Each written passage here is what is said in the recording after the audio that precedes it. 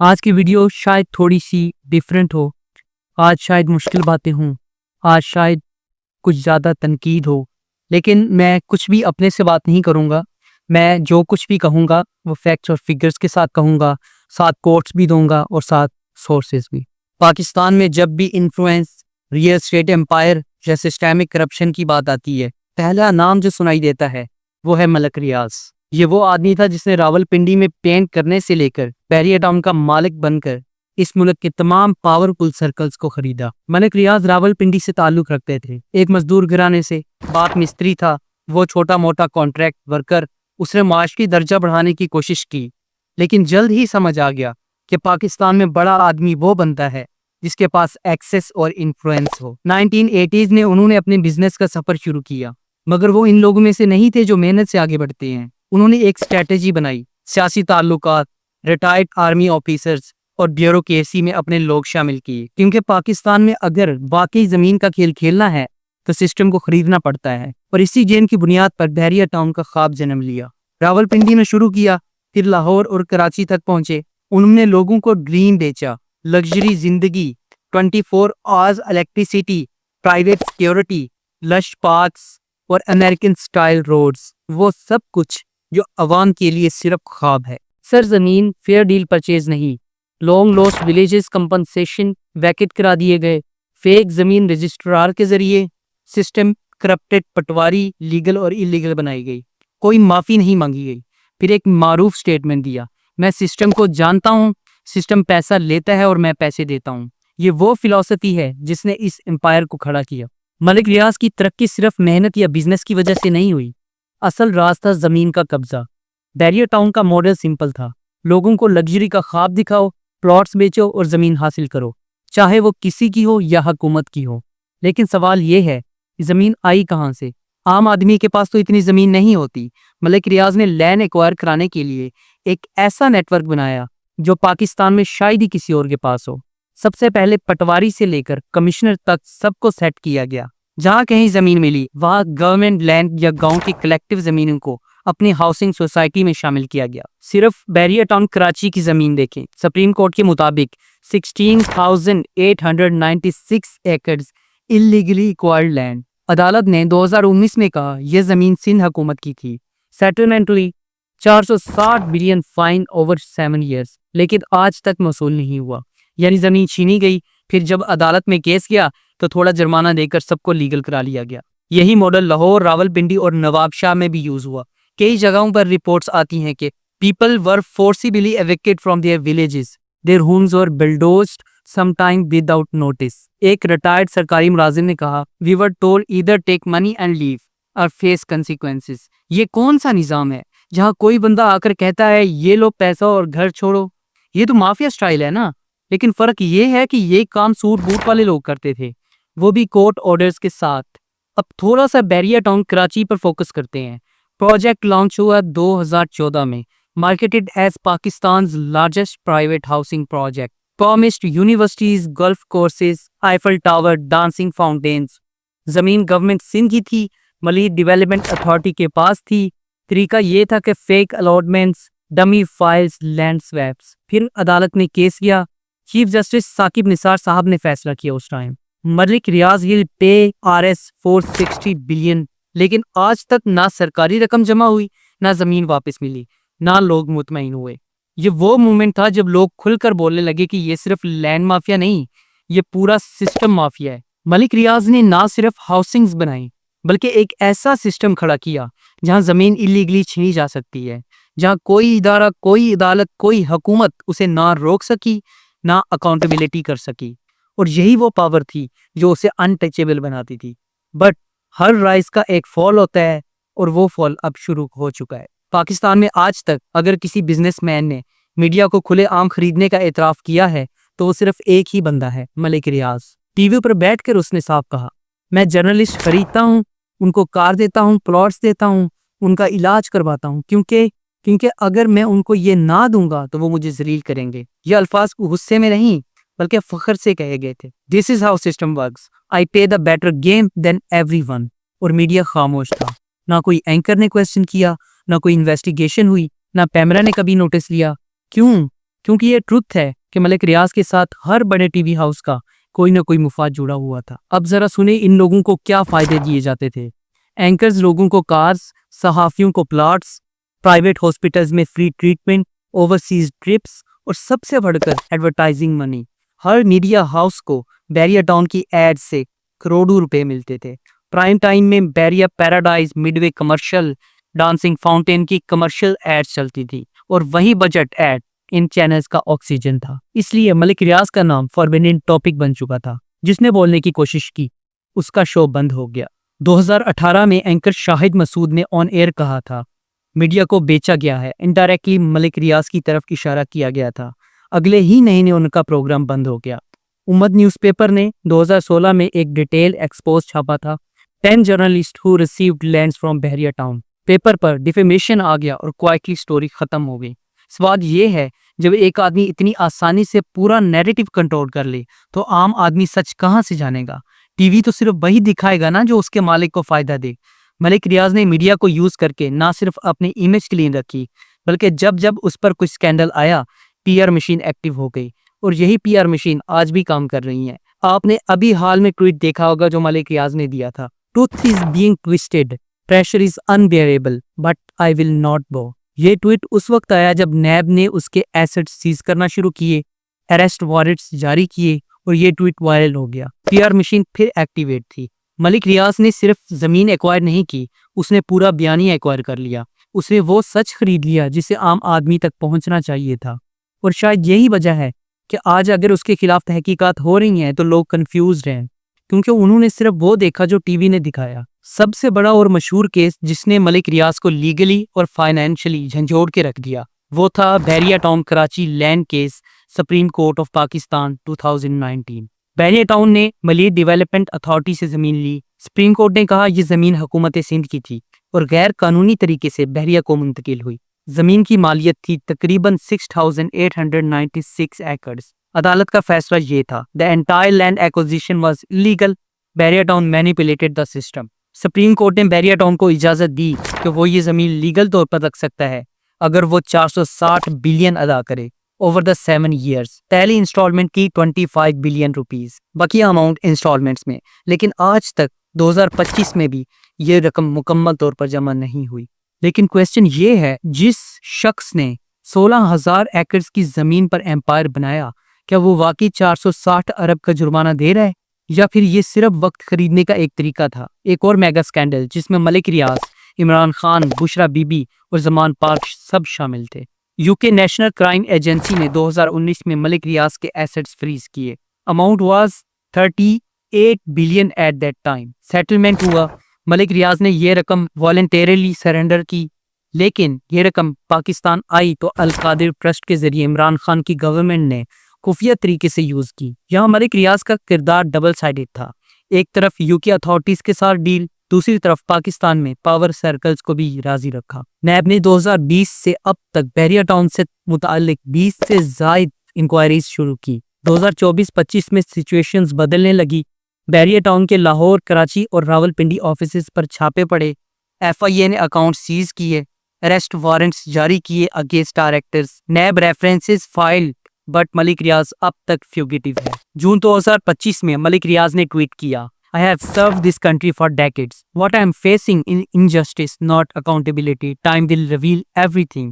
یہ ٹویٹ اس وقت پر آیا جب اسلام آباد ہائی کورٹ میں اس کے خلاف کنٹیمپٹ کی درخواست دائر ہوئی۔ ملک ریاض نے جسٹس سسٹم کو ہمیشہ اپنی مرضی سے بینڈ کیا، لیکن پہلی بار کورٹس نے اس پر ہاتھ ڈالا، فائن لگایا اور انویسٹیگیشن آگے بڑھی۔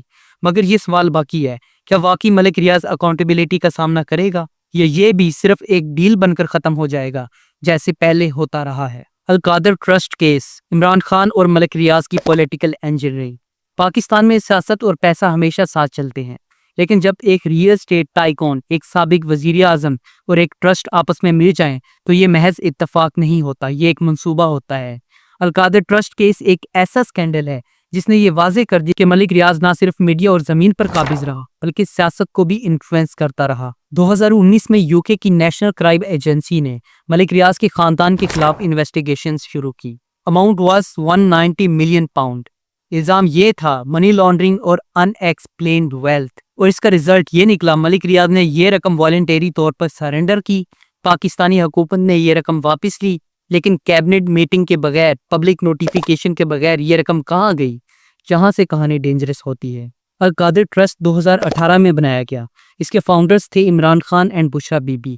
Land donated by Malik Riaz, تقریباً 458 کینال زمین ورتھ بلینز۔ ملک ریاض نے یہ زمین عمران خان کو گفٹ کی ایز اے فیور۔ یوکے سے آنے والی 190 ملین پاؤنڈ کی رقم سے بحریہ ٹاؤن کراچی کو کلین چٹ دے دی گئی۔ باہر سے ملک ریاض پر فائن لگا، پاکستان میں وہی رقم یوز ہو کر بحریہ ٹاؤن کو بچایا گیا اور بدلے میں لینڈ اور پولیٹیکل بیکنگ دی گئی۔ 2022 میں بشرا بی بی کی ایک آڈیو لیک ہوئی، اس میں وہ کہہ رہی تھی میڈیا کو کہنا کہ عمران خان کے اگینسٹ کچھ نہیں چلانا، ملک ریاض سے بھی کہنا کہ وہ کوریج پازیٹیو رکھے۔ یہ وہ لمحہ تھا جب سب سمجھ گئے ملک ریاض صرف بزنس میں نہیں، وہ ایک کنگ میکر ہے۔ عمران خان کے ساتھ تعلق، زرداری سے پہلے ہی اسٹرانگ روابط، نون لیگ کے ساتھ بھی پاس ڈیلنگز، ہر سیاسی جماعت سے تعلق، تاکہ اقتدار جس کے پاس بھی ہو ملک ریاض سیف رہے۔ یہ بات بھی سامنے آئی کہ ملک ریاض نے کئی پولیٹیشنز کو میڈیا اور campaign support election funding coverage دی۔ ایک صحافی نے بتایا he doesn't support a party, he supports the system and ensure the system supports him۔ 2023-24 میں نیب نے یہ کیس فارملی فائل کیا۔ بشرا بی بی اور عمران خان پر ٹرسٹ مس یوز اور ابیوز آف اتھارٹی کا الزام لگایا گیا۔ ملک ریاض کو بھی نوٹس بھیجا گیا، لیکن وہ آج 2025 میں بھی گرفتار نہیں ہو سکا کیونکہ وہ ملک چھوڑ چکا ہے۔ وہ ابھی 2025 جون میں ایک اور ٹویٹ آیا I am being used as scapegoat in political war. I won't speak but I won't bow either۔ یہ ٹویٹ تھا، یہ وارننگ، فیصلہ آپ کریں۔ القادر ٹرسٹ کیس سے یہ بات ثابت کر دی گئی کہ ملک ریاض صرف کاروباری نہیں، سیاسی انجینئر بھی ہے۔ اس نے نہ صرف زمین لی بلکہ ریاست کا ضمیر بھی گروی رکھوایا۔ وہ ہر حکومت کے ساتھ ڈیل کرتا ہے اور ہر حکومت اسے بچاتی ہے۔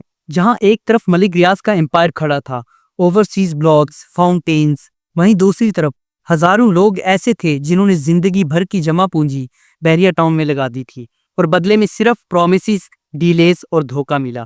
وکٹمز کی تعداد صرف بحریہ ٹاؤن کراچی میں تقریباً 1,50,000 سے زائد لوگ مختلف ریزیڈینشل اور کمرشل پلاٹس کے لیے پیسے دے چکے ہیں۔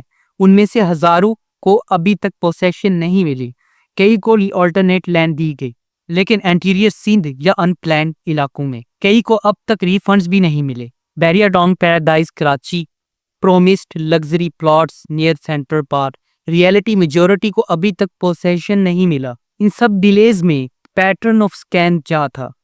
وہ یہ تھا کہ ڈریم دکھاؤ، ایڈورٹائزمنٹ دو، ڈرون شوٹس دو، ٹی وی ایڈز اور سیلیبریٹیز سے کمپین کراؤ، انسٹالمنٹس کلیکٹ کرو، ڈیلے کرو، پھر نئی اسکیم نکالو، ری فنڈ کا کہو، ڈیڈکشن اور سائلنٹ ٹریٹمنٹ دو۔ یہ صرف پیسوں کا مسئلہ نہیں، لوگوں کے خواب، مینٹل ہیلتھ اور زندگی کی سیونگز داؤ پر لگ گئیں۔ سر، کیا کوئی اکاؤنٹیبلٹی ہوئی؟ نیب نے کچھ ریکوری ڈرائیوز کی لیکن فوکس زیادہ تر لینڈ ڈسپیوٹ پر رہا۔ بحریہ ٹاؤن کے ڈائریکٹرز کے خلاف FIRs ہوئی، کنزیومرز کو نہ میس ری فنڈ ملا نہ پوسیشن۔ کورٹس کے کئی بار نوٹسز لیے بٹ ایگزیکیوشن نہیں ہوئی۔ اکثر لوگ عدالتوں کے چکر کاٹ کاٹ کر تھک گئے، وکیلوں کی فیس دے دے کر قرض میں ڈوب گئے۔ ملک ریاض کا رسپانس یہ تھا: Projects get delayed due to external conspiracies. We are committed to deliver۔ یہ بیان 2024 میں ایک لیگڈ انٹرنل سرکل سے ملا جس میں ملک ریاض نے اپنی ٹیم کو کہا Don't let the media turn against us.